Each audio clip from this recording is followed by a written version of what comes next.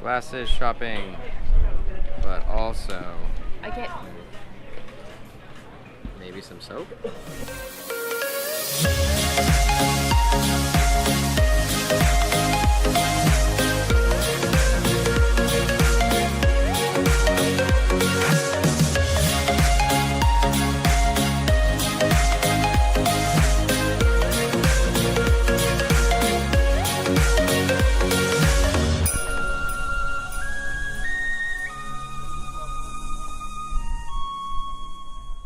So it is 10 p.m. on August 26th, Eastern Standard Time, and it is exactly 5 hours before we leave for our flight, so our family decided to smoke a cigar together for the last night.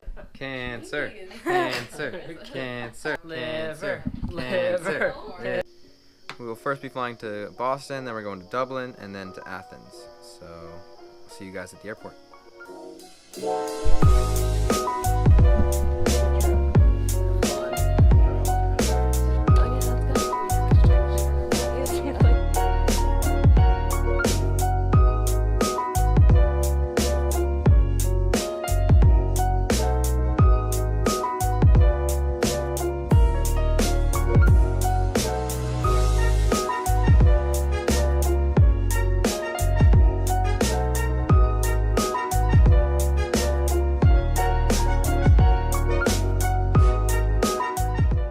So we made it through security in a breeze, and we are on our way to our gate. Hi there. Thank you. Awesome, thanks.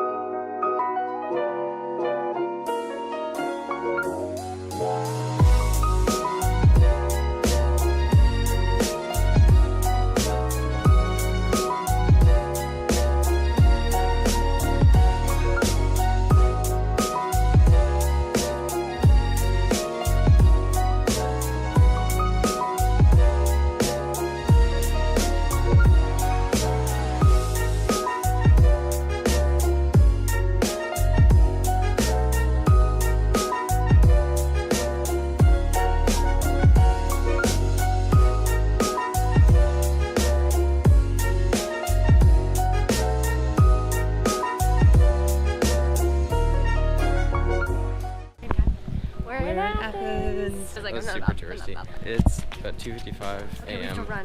local time, and we're trying to find a bus to our Airbnb, and then we're just gonna sleep. Exciting. So we ended up sleeping until 4 p.m. and we are on our way to the train station to take us into Athens for our first half day. Not really day. First half day in Athens. Still exciting.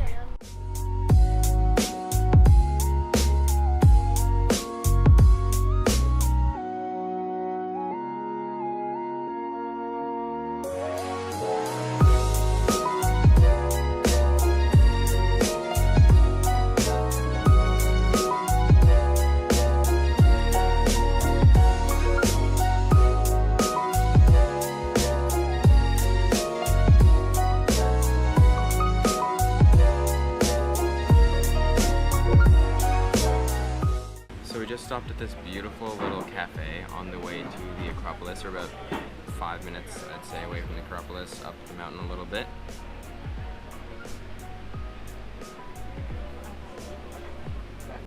So, good start at this restaurant. We ended up getting a complimentary half-liter of red wine. It's that one.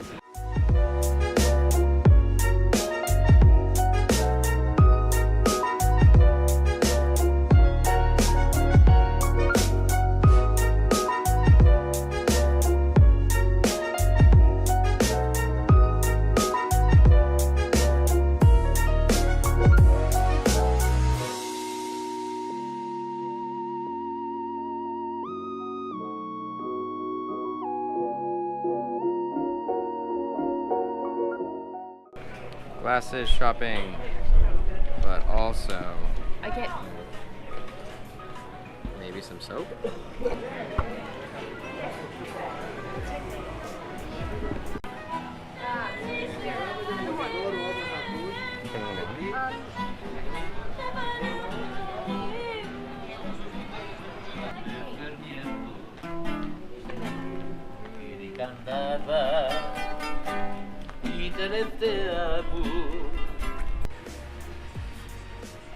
Yep. Thoughts? Sweet.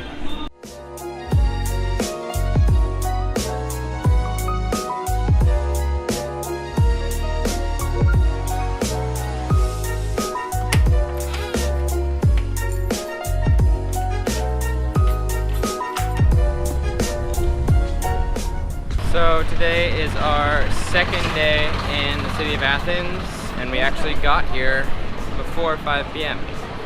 So that's a win.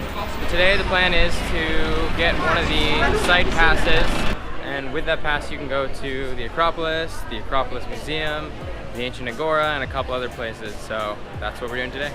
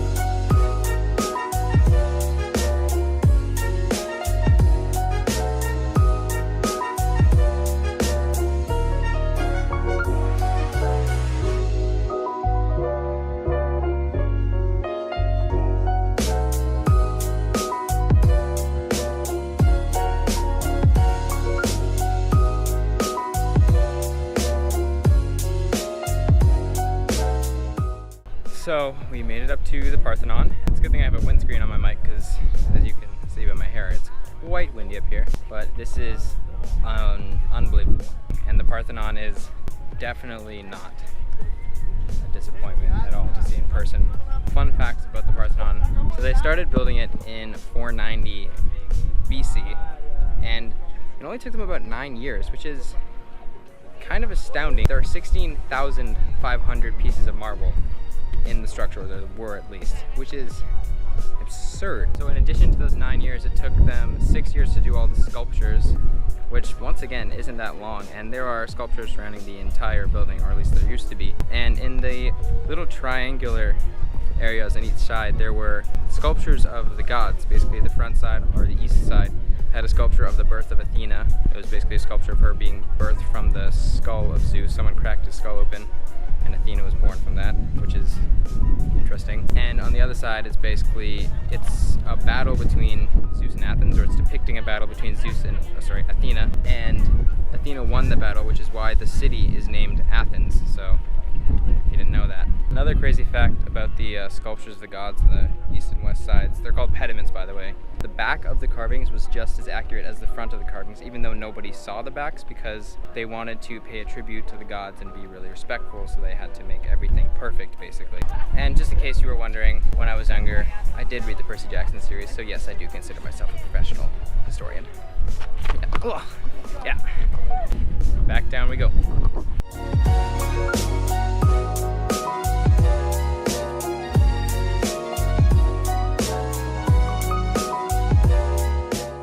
So, post-Parthenon, we're all pretty hungry, so time for some food.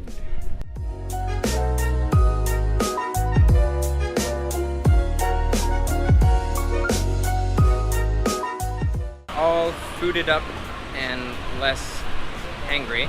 We are on our way to the ancient Hangry. Agora. Less hangry. That's what I said. Hangry. Yes.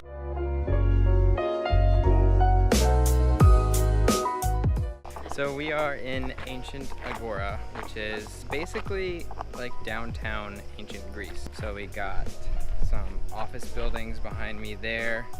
Over here is the council. Basically like a council building, another office.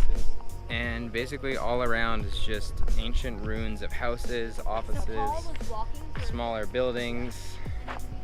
Basically just where everybody would walk around. So what do you do when you're in the ancient Agora and you don't want to walk all the way back to the entrance? You jump the fence.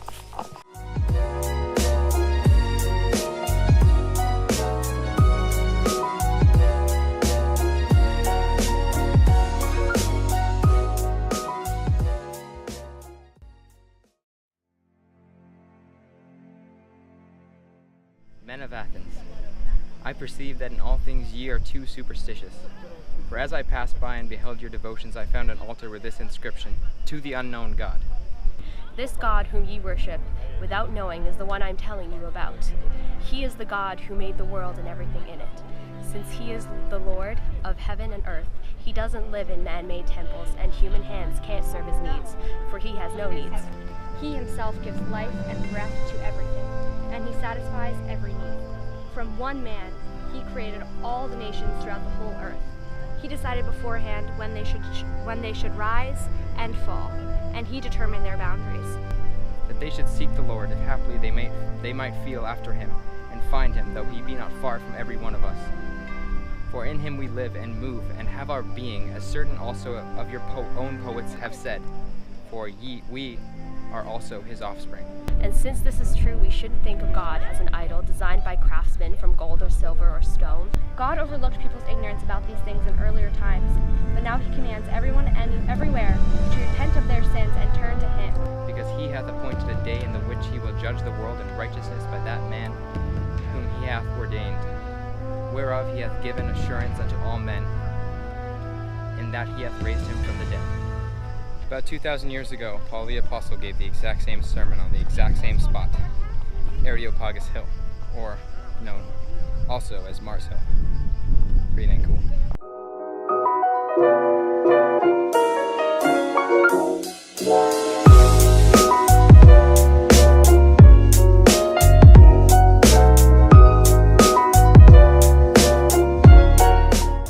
So after an amazing and exhausting first 2 days in Athens, that concludes my very first vlog.